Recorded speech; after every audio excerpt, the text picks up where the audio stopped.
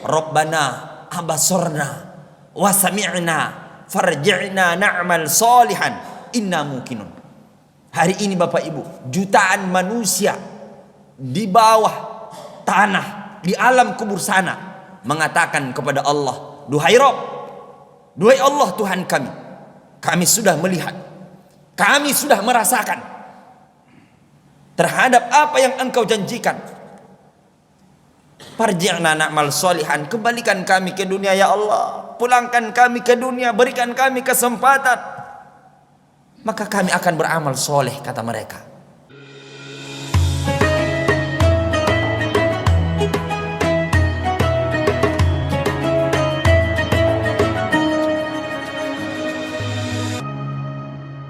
Assalamualaikum warahmatullahi wabarakatuh.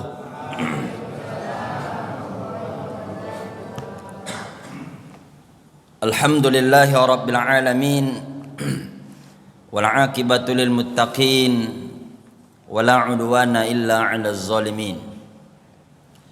Wassalatu wassalamu ala sayyidina Muhammadin imamil muttaqin wa ala alihi wa sahbihil mujahidin at-tahirin, amma ba'd. Faqala Allah Ta'ala fil Qur'anil Karim, bismillahirrahmanirrahim, ya ayyuhalladzina amanu taqullaha haqqa tuqatih wa la tamutunna illa wa antum muslimun. Sadaqallahul azim. Hasbunallahu wa ni'mal wakil, ni'mal maula wa ni'man nasir, ghufranaka rabbana wa ilaikal masir. Wala haula wala quwwata illa billahil aliyul azim. Yang saya hormati pengurus masjid beserta jajarannya, begitu juga saya hormati tokoh masyarakat, alim ulama, cerdik pandai, bapak-bapak, ibu-ibu, segenap yang berhadir pada malam ini. Mohon maaf tidak bisa saya sebutkan satu persatu. Wabil khusus yang kita muliakan Bapak Imam kita, insyaallah kita semua dimuliakan oleh Allah Subhanahu wa taala. Amin. Kita berdoa semoga yang sakit di antara kita dengan keberkahan majelis ini, insyaallah doa kita diijabah. Semoga yang sakit diberikan kesembuhan. Amin. Semoga kita istiqamah dalam setiap kebaikan, dan semoga anak keturunan kita anak keturunan yang soleh solihah. Amin ya rabbal. Bersyukur kita kepada Allah dengan ucapan alhamdulillahi rabbil alamin. Malam ini kita dapat bertemu dan berkumpul langsung di rumah Allah ini, tentunya mengikuti pengajian rutin yang kita adakan di lingkungan Masjid Al-Munawwarah yang sama-sama kita cintai. Tentu Bapak Ibu yang kami muliakan,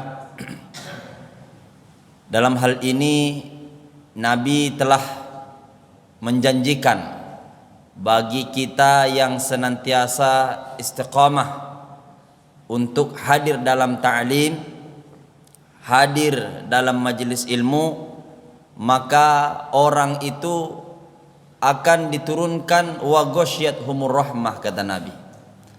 Diberikan, dicurahkan kepada mereka rahmat oleh Allah Subhanahu wa taala. Artinya kasih sayang yang sangat luar biasa, yang sangat besar. Sebagaimana yang kita maklum bahwa dalam kehidupan ini Bapak Ibu, tidak ada sesuatu yang paling besar kita harapkan melainkan rahmat Allah. Kita melakukan segala aktivitas dalam kehidupan dunia, tujuannya itu adalah untuk mencapai rahmat Allah. Apapun jenis ibadah, jenis amaliyah, jenis pekerjaan yang kita lakukan, semua itu tidak lain dan tidak bukan bertujuan mengharap rahmat Allah Subhanahu wa taala. Maka mengenai hal ini nanti akan kita bicarakan sebagaimana yang termaktub dalam kitab Al-Arba'in An-Nawawiyah, sebagaimana Nabi Shallallahu Alaihi Wasallam pernah memesankan Bapak Ibu melalui sahabatnya yang bernama Abil Abbas Abdullah bin Abbas radhiyallahu anhuma. Jadi sahabat ini bernama Abdullah, tapi dia sehari-hari dipanggil Abil Abbas karena dia memiliki anak namanya Abbas. Dan Abdullah ini punya ayah namanya Abbas. Abbas adalah anaknya Abdul Muthalib. Berarti kalau diurut, Abdul Muthalib punya anak namanya Abbas, Abbas punya anak namanya Abdullah, Abdullah punya anak namanya Abbas. Nah, jadi memang orang Arab itu Bapak Ibu biasa namanya itu turun temurun. Biasa. Dan ini juga sering kita gunakan dalam kehidupan sehari-hari. Apalagi orang Batak itu biasanya namanya itu turun ke cucunya. Nah, untuk apa? Untuk mengenang kembali begitu. Apalagi sosok leluhurnya itu adalah orang yang berpengaruh, orang hebat. Makanya untuk mengenangnya itu diturunkanlah namanya kepada anak ataupun keturunannya. Dan orang Arab biasa memakaikan nama itu dengan satu kalimat saja. Enggak seperti kita orang Indonesia Bapak Ibu. Kalau kita orang Indonesia, kalau nggak panjang nggak sempurna rasanya, kan seperti itu. Nah, kalau nggak panjang begitu kurang lengkap.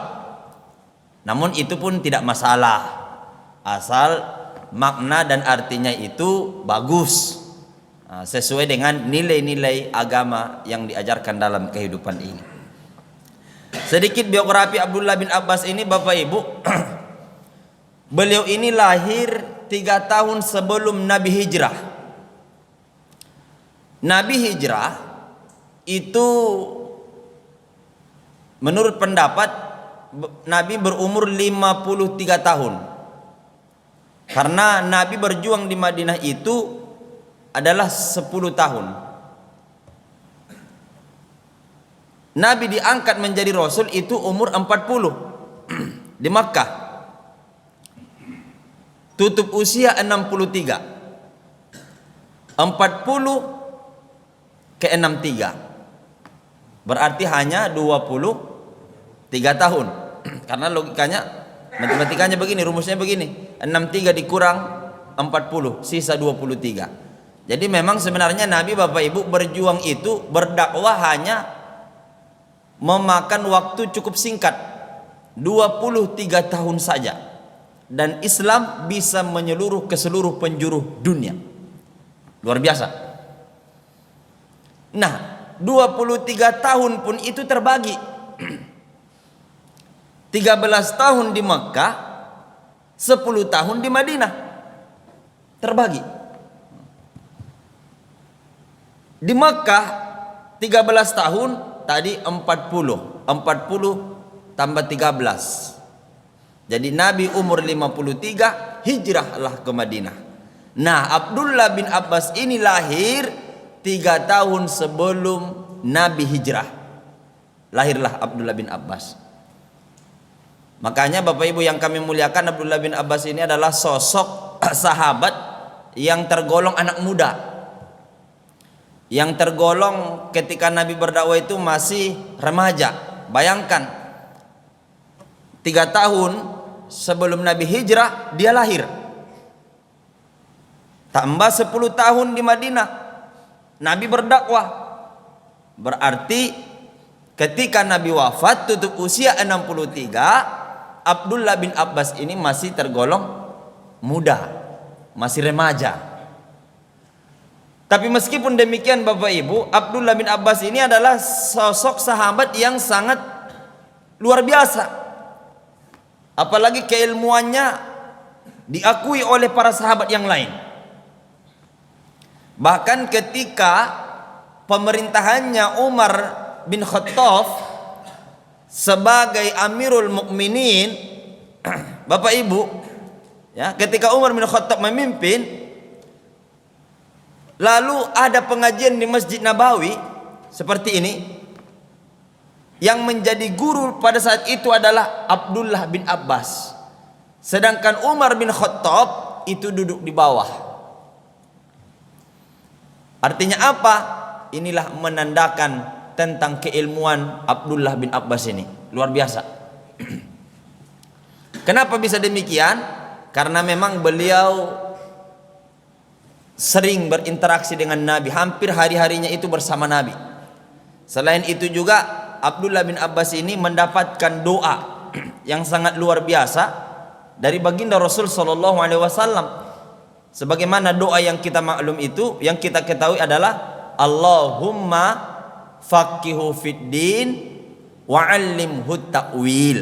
Ini doa yang disampaikan Nabi kepada Abdullah bin Abbas. Maka ini juga cocok ini kita pakai ya. Sebagai orang tua, sebagai kakek ataupun nenek mendoakan cucu-cucu kita, di mana mereka kita doakan Allahumma faqihu fid din wa 'allimhu ta'wil. Ya Allah, pahamkanlah kepada dia ilmu agamamu, luaskanlah ilmu pengetahuannya terhadap ilmu agama, dan ajarkanlah kepada dia ilmu takwil, ilmu tentang Al-Quranul Karim. Nah, jadi Bapak Ibu yang kami muliakan, Abdullah bin Abbas ini dimakamkan di kota Taif. Bagi kita yang berhaji ataupun umrah dan sudah sampai ke kota Taif, pasti dibawa berziarah ke makamnya sahabat yang mulia yang bernama Abdullah bin Abbas. Kendati pun kita yang belum berangkat, kita sama-sama berdoa semoga Allah Subhanahu wa taala memberikan kelapangan rizki agar kita semua dimudahkan untuk ke tanah suci melakukan ibadah haji ataupun umrah. Amin ya rabbal alamin. Apa kata Abdullah bin Abbas Bapak Ibu? Qala kuntu khalfan Nabi sallallahu alaihi wasallam yauman. Kata Abdullah bin Abbas, aku pada satu ketika, satu hari pernah duduk di belakang baginda Rasulullah sallallahu alaihi wasallam di atas tunggangan. Ini menandakan bahwa sosok Abdullah bin Abbas ini sangat dekat dengan baginda Rasul. Dan ini juga menandakan bahwa baginda Rasul itu sangat mencintai anak-anak, sangat sayang kepada anak-anak. Ini jangan kita anggap bahwa Nabi itu anti anak-anak ataupun tidak suka sama anak-anak. Bahkan Nabi itu dalam satu riwayat ketika sholat itu cucunya Hasan Husain manjat-manjat itu di punggung Nabi Sallallahu Alaihi Wasallam. Dalam riwayat ini juga Abdullah bin Abbas mengatakan, saya pernah satu ketika duduk di belakang baginda Rasulullah Sallallahu Alaihi Wasallam. Artinya ini mengajarkan bahwa Nabi sangat senang, dekat dan merangkul yang namanya anak-anak. Dan memang itulah konsep yang diajarkan dalam agama kita, agar senantiasa menyayangi kepada yang kecil dan hormat kepada yang lebih tua. Kalau hal ini bisa terjaga, insya Allah ketenangan, keteduhan, kedamaian pun akan kita rasakan di lingkungan tempat tinggal kita. Tapi apabila yang tua tidak mau merangkul yang muda-muda, begitu juga sebaliknya, yang anak-anak muda, yang remaja tidak hormat kepada orang tua, maka kiamatlah sudah terhadap bagaimana keteduhan di tengah-tengah kita bersama. Bapak Ibu yang kami muliakan, maka kata Abdullah bin Abbas, faqala, Nabi sallallahu alaihi wasallam berkata kepada Abdullah bin Abbas. Yang ini pesan juga dimaksudkan kepada kita bersama. Ya gulam, inni uallimuka kalimat. Hei anak muda, hei saudara sepupuku. Kenapa saudara sepupu Nabi? Karena memang Abdullah bin Abbas dengan Nabi Muhammad itu ayah mereka bersaudara. Karena dari sekian anaknya Abdul Muthalib, diantaranya adalah Abdullah, ada juga Abbas. Abdullah ini memiliki anak namanya Nabi Muhammad sallallahu alaihi wasallam. Dari Abbas tadi melahirkan namanya anak Abdullah. Maka mereka ini adalah saudara sepupu. Anak paman istilah kita. Aku akan mengajarkan engkau terhadap kunci kehidupan ini. Mengajarkan nasihat-nasihat yang sangat berharga agar bagaimana selamat dalam menjalani kehidupan dunia, lebih-lebihnya selamat dalam menjalani kehidupan akhirat kelak. Pertama kata Nabi, Bapak Ibu, ihfazillaha yahfazka. Jagalah perintah Allah, jagalah hukum-hukum Allah, jagalah agama Allah. Yahfazka, maka sungguh pasti Allah akan menjaga hidupmu, kata Nabi. Dalam hidup ini kalau kita ingin berhasil, kalau kita ingin sukses, perlu kita garis bawahi bahwa sukses yang sesungguhnya bukanlah memiliki harta benda yang banyak. Ini kadang-kadang kita salah persepsi bahwa ketika ada orang rumahnya bertingkat, mobilnya mengkilat-kilat, uangnya berlipat-lipat, bininya ada 4, ya kan? Itu kita anggap sukses. Belum. Kendati pun kata Imam Sya'rawi itu, ya, ada orang yang memiliki harta benda yang banyak, artinya dia adalah sosok yang kaya raya, itu dia hanya sukses, mendapatkan kesuksesan yang paling rendah, yang paling rendah.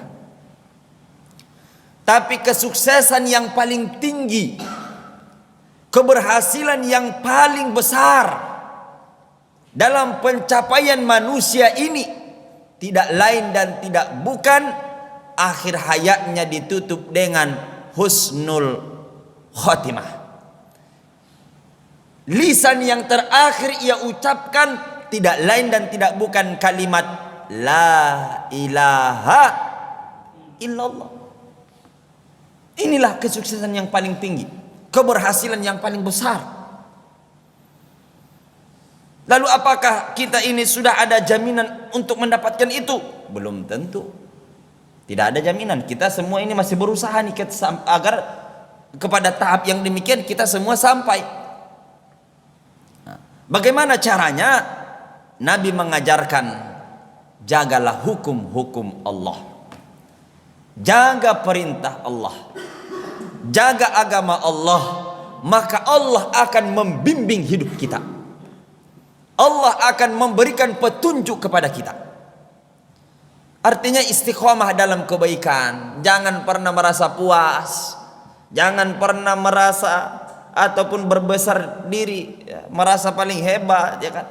Merasa sudah sempurna, merasa sudah banyak beramal. Apalagi ini kita sudah di akhir tahun.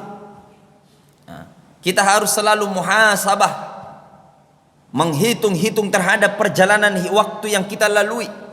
Mungkin di antara kita ini sudah ada yang melalui dalam kehidupan dunia ini sampai 60 tahun. Ada yang sudah 50 tahun. Bahkan ada yang sudah sampai 70 tahun. Ini terus harus kita evaluasi nih. Kita hitung-hitung sejauh ini sudah lebih banyak mana yang kita lakukan, apakah kebaikan atau keburukan. Makanya kan kata Umar bin Khattab, Bapak Ibu, hitung-hitunglah dirimu terlebih dahulu sebelum nanti engkau dihisap oleh Allah di akhirat. Karena ketika kita menghitung diri kita hari ini di dunia, kalau ada yang salah bisa diperbaiki, kalau ada yang kurang bisa ditambah. Tapi ketika nanti Allah yang sudah menghitung di akhirat, tidak ada yang bisa kita lakukan kecuali hanya menerima konsekuensi dari apa yang kita lakukan dalam kehidupan ini.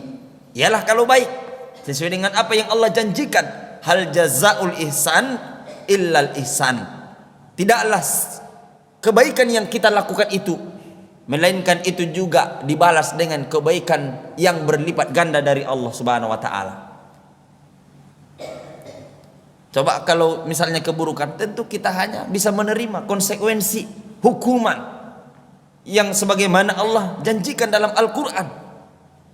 Makanya itu kan diperlihatkan kepada kita sebagai peringatan. Nanti di akhirat, bahkan hari ini, banyak jutaan manusia yang bermohon kepada Allah Subhanahu wa taala, mengatakan kepada Allah, Rabbana abasarna wa sami'na farji'na na'mal salihan inna muqinun. Hari ini Bapak Ibu, jutaan manusia di bawah tanah, di alam kubur sana, mengatakan kepada Allah, duhai Rabb, duhai Allah Tuhan kami sudah melihat, kami sudah merasakan terhadap apa yang Engkau janjikan. Farji'na na'mal sholihan, kembalikan kami ke dunia ya Allah, pulangkan kami ke dunia, berikan kami kesempatan, maka kami akan beramal soleh, kata mereka. Tentu hal itu tidak akan bisa terulang kembali selain mereka hanya menerima konsekuensi terhadap perilaku yang mereka kerjakan dalam kehidupan dunia ini. Kita nih Bapak Ibu diberikan kesempatan hidup di dunia ini, masih diberikan umur panjang. Artinya ini adalah kesempatan untuk memperbaiki kalau ada yang salah, meningkatkan kalau ada yang kurang. Jangan pula kita ini jutaan manusia ini masuk dalam golongan orang-orang yang lupa terhadap masa yang akan datang, di mana masa yang akan datang itu adalah sesuatu hal yang pasti akan kita lalui melalui yang namanya pintu kematian. Makanya kita harus banyak-banyak ini introspeksi, muhasabah. Sekarang ini kita sudah 60 tahun. 60 tahun. Ini lebih baik, lebih banyak yang mana nih? Apakah sudah lebih banyak yang baik? Kalaupun sudah lebih banyak yang baik, tingkatkan terus istiqamah dalam kebaikan. Jangan pernah merasa merasa puas, merasa berbesar diri dengan pencapaian yang sekarang kita lakukan. Karena tidaklah satu amalan yang besar dalam pandangan Allah Subhanahu wa taala melainkan amalan itu dikerjakan secara istiqamah, continue, terus menerus. Nah, makanya Bapak Ibu yang kami muliakan, ini hal yang pertama yang disampaikan oleh Nabi. Ihfazillaha tajiduhu tujahaka. Kalau kita benar-benar bersungguh-sungguh menjaga hukum-hukum Allah, menjaga aturan Allah, maka kita pun akan diberikan kemudahan demi kemudahan dalam menjalani hidup. Termasuk kemudahan yang nantinya ketika kita menghadapi sakaratul maut. Ini sesuai dengan apa yang Allah jelaskan dalam surah At-Talaq. Mungkin imam kita sering mengulang-ulang. Wa may yattaqillaha yaj'al lahu makhraja wa yarzuquhu min haitsu la yahtasib. Ini ayat yang dinamakan dengan ayat 1000 dinar. Barang siapa yang bersungguh-sungguh bertakwa kepada Allah, maka dia akan dikeluarkan dari segala macam kesulitan. Dia akan diberikan kemudahan demi kemudahan. Akan diberikan rizki yang min haitsu la yahtasib, dari arah yang tidak akan ia sangka-sangka. Allah datangkan pertolongan dalam setiap kesulitan yang ia alami, baik sepanjang hidup dalam kehidupan dunia, lebih-lebihnya nanti dalam menghadapi sakaratul maut, begitu juga dalam kehidupan akhirat kelak. Apalagi nanti Bapak Ibu sakaratul maut, tidak ada yang kita harapkan selain bimbingan dan bantuan dari Allah, pertolongan dari Allah. Jangan kita menganggap enteng sakaratul maut itu. Mungkin perasaan kita yang kita lihat selama ini orang yang ketika sakaratul maut biasa-biasa saja, padahal tidak. Dalam hadis riwayat Imam Abu Daud, Nabi sudah menggambarkan bahwa bagaimana tantangan orang ketika menghadapi sakaratul maut itu, Bapak Ibu. Rasa sakit yang mereka alami, seperti kata Nabi, disayat 300 pedang. Begitulah rasa sakit yang dialami seorang anak Adam ketika ruhnya berpisah dengan jasadnya. Kadang-kadang kita masih tertusuk duri, itu sakitnya bukan main. Ya Pak ya? Baru tertusuk duri ataupun tergores sedikit, entah tergores itu sesuatu benda yang tajam, itu sakitnya sudah luar biasa. Bukan main lagi sakitnya. Konon apalagi nanti ketika sakaratul maut, kata Nabi, itu sakitnya seperti disayat 300 pedang. Bayangkan. Maka pada saat itu anak Adam tidak lagi terpikir dengan hal-hal yang lain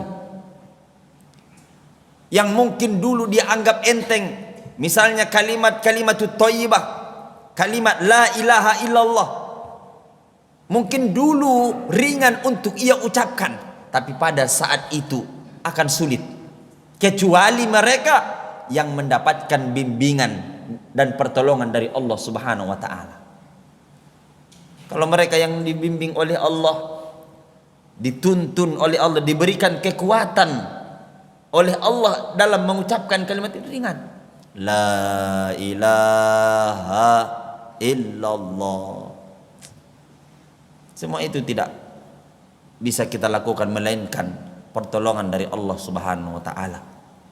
Mereka yang mendapatkan itu, yang akan dibimbing oleh Allah, yang dituntun oleh Allah lisannya, dan yang akan mendapatkan bisikan indah dari malaikatnya Allah, yang memang sengaja Allah utus kepada dia dengan kalimat ya ayyatuhan nafsul mutmainnah irji'i ila rabbiki radiyatan mardiyah fadkhuli fi ibadi wadkhuli jannati. Hei jiwa-jiwa yang tenang, hei hamba-hamba Allah pilihan, engkau ini termasuk hamba Allah pilihan.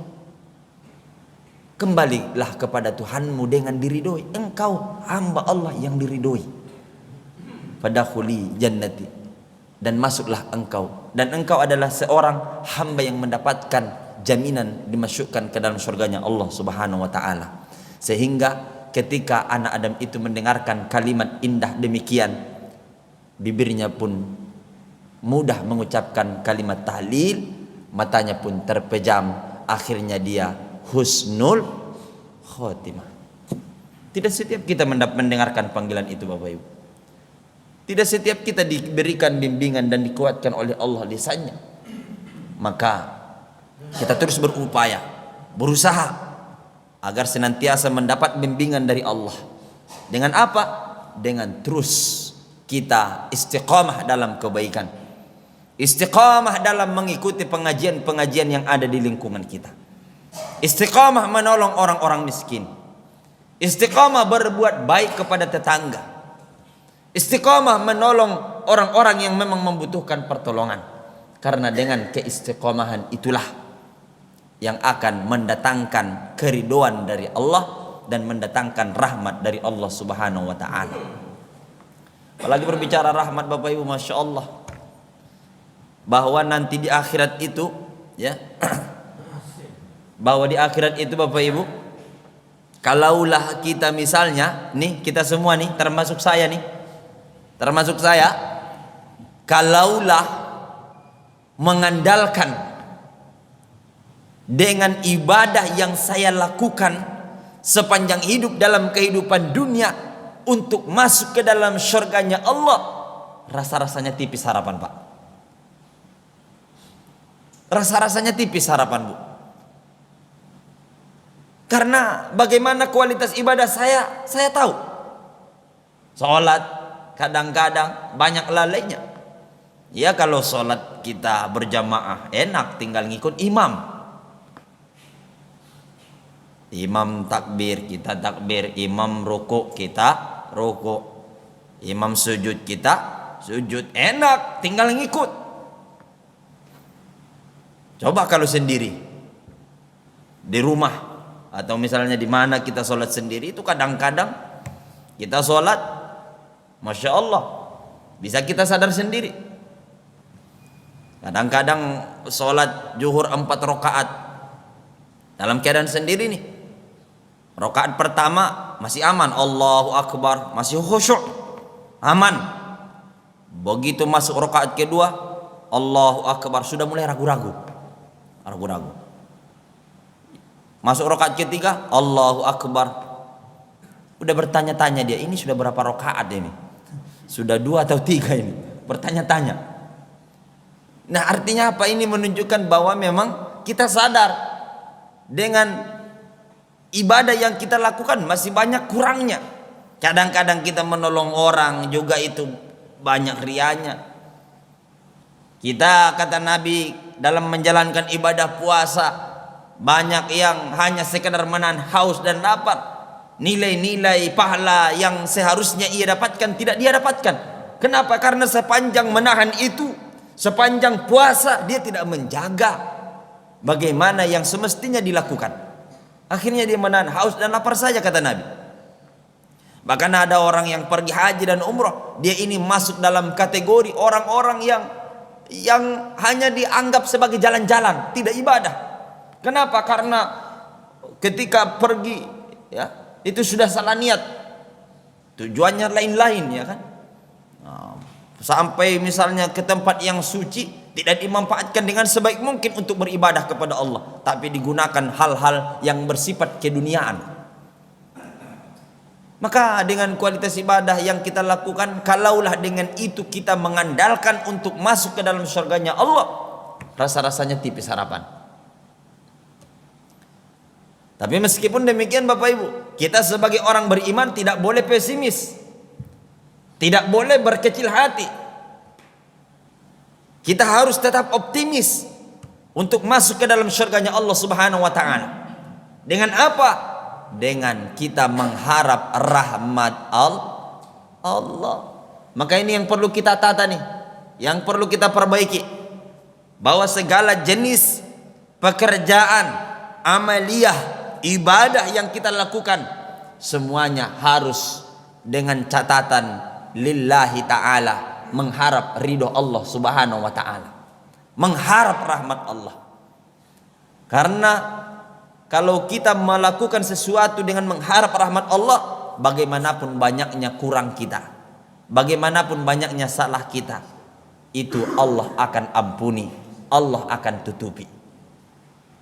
Makanya Bapak Ibu yang kami muliakan, ini yang mesti harus kita istiqomahkan dalam kehidupan kita. Yang kedua, Nabi mengatakan, Bapak Ibu, ija sa'alta fas'alillah wa ija sta'anta fasta'in billah. Apabila kita meminta, cukuplah Allah tempat kita meminta. Dan apabila kita membutuhkan pertolongan, cukuplah Allah tempat kita bergantung. Jangan berharap kepada manusia. Kenapa? Karena ketika kita berharap kepada manusia, maka pasti selalu diakhiri dengan rasa kekecewaan. Tapi ketika kita berharap kepada Dia Sang Maha Pencipta, Allah Subhanahu wa ta'ala, maka insya Allah hidup kita pun akan dihiasi dengan keindahan. Makanya kan dalam konsep tasawuf diajarkan Bapak Ibu, barang siapa yang berharap kepada manusia, siap-siaplah untuk kecewa. Makanya kita ini nggak usah berharap sama manusia yang ada ini, karena kita tahulah masing-masing manusia. Ngapain? Buat apa kita berharap sama manusia yang ada ini? Cukuplah yang kita lakukan ini benar, laksanakan. Baik, teruskan. Jangan berhenti di tengah jalan. Karena apabila sesuatu kebaikan itu tidak kita lakukan karena kita takut agar dianggap ria, maka sebenarnya pada saat itu kita sudah ria. Takut dipuji manusia itu sudah ria namanya. Dan apabila kita melakukan satu kebaikan yang niat dan tujuannya karena manusia, itu syirik. Syirik. Karena kan banyak nanti di akhirat itu kita dia menuntut sama Allah, ya Rabb, mana pahala puasa saya, mana pahala sholat saya, mana pahala sodako impak saya. Kata Allah, kamu dulu beribadah bukan karena saya. Jadi ngapain saya balas, kata Allah. Kamu dulu beribadah karena manusia. Sono, kamu minta balasannya sama dia. Kan kamu ibadah karena dia. Kamu kan berimpak karena supaya mengharap pujian. Sana minta sama dia pujian itu. Minta sama dia balasannya. Dan itulah orang-orang yang merugi. Makanya Bapak Ibu yang kami muliakan, ya, kita harus selalu menggantungkan seluruh persoalan hidup kita, segala problematika ini, segala urusan kita hanya kepada Dia Sang Maha Pencipta, dan Dialah sebaik-baik pembalas. Jangan pernah berharap kepada manusia ini. Jangan pernah minta tolong secara berlebih-lebihan. Minta tolong boleh, tapi sewajarnya saja. Tapi jangan berlebih-lebihan. Karena segala sesuatu yang dikerjakan dengan secara berlebih-lebihan itu adalah suatu perkara yang buruk. Satu ucapan yang kita keluarkan itu berlebih-lebihan, itu pasti mendatangkan kemudaratan. Perbuatan yang dikerjakan secara berlebih-lebihan itu juga akan mendatangkan kemudaratan. Makanya dalam hidup ini berinteraksi antar sesama biasa-biasa saja, Pak. Biasa-biasa saja. Nggak usah berlebih-lebihan. Nggak usah kita berkeras hati lah. Biasa-biasa saja. Apalagi ini kita sedang menghadapi pesta demokrasi nih, masalah pemilu. Dalam mendukung Bapak Ibu biasa-biasa saja, nggak usah berlebih-lebihan. Silakan kita mau pilih yang mana. Gunakan hak demokrasi kita untuk menentukan pilihan yang ada. Tapi yang ingin kita tegaskan, jangan berlebih-lebihan dalam mendukung. Jangan berlebih-lebihan dalam memilih. Pilih 01 baik, pilih 02 baik juga, pilih 03 baik juga. Jadi jangan berlebih-lebihan. Ketika kita milih misalnya yang ini lalu menyudutkan orang, lalu mengatakan orang haram, mengatakan ini tidak baik, ini yang perlu kita buang ini. Jadi ketika melakukan sesuatu, menetapkan satu pilihan, biasa-biasa saja. Apalagi dalam masalah pilpres ini, dalam mendukung caleg, ya, itu jangan karena pesta demokrasi ini persaudaraan kita rusak. Sebagaimana yang kita maklumkan, masing-masing ada ini kan ada orang-orang yang memang baik, putra-putra terbaik bangsa. Jadi inilah sama-sama menjadi tugas kita bersama, menjaga kebinekaan yang ada, menjaga kehangatan antara satu dengan yang lain. Jangan saling menjelek-jelekkan, jangan saling merendahkan, jangan saling menghina.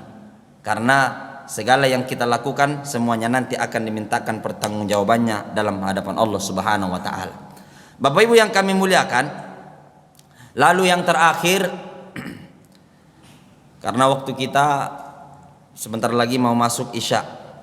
Wa'lam annal ummata law ijtama'at ala ayyam fa'uka bi syai'in lam yanfa'uka illa bi syai'in qad katabahu Allahu laka wa inni ijtama'u ala ayyadurruka bi syai'in lam yadurruka illa bi syai'in qad katabahu Allahu 'alaika rufi'atil aqlam wa jaffatis suhuf. Bahwa kata Nabi sallallahu alaihi wasallam, Bapak Ibu,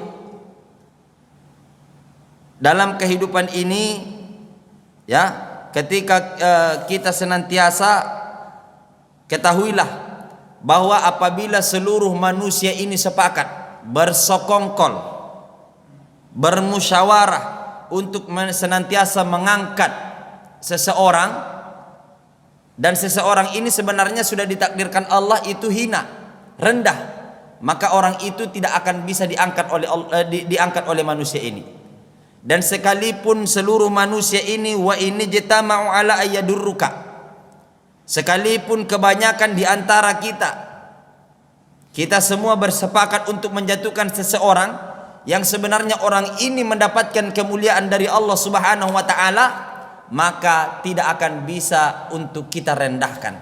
Artinya apa Bapak Ibu yang kami muliakan?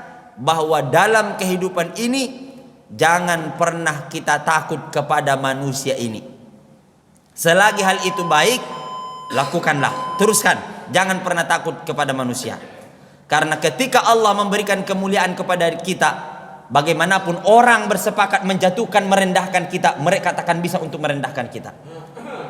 Dan ketika kita senantiasa menutup-nutupi diri kita, memoles-moles supaya dikatakan baik, maka sampai kapanpun ya, kalau memang hakikatnya kita dihinakan oleh Allah, kita sebenarnya tidak akan mendapatkan kemuliaan dalam kehidupan ini.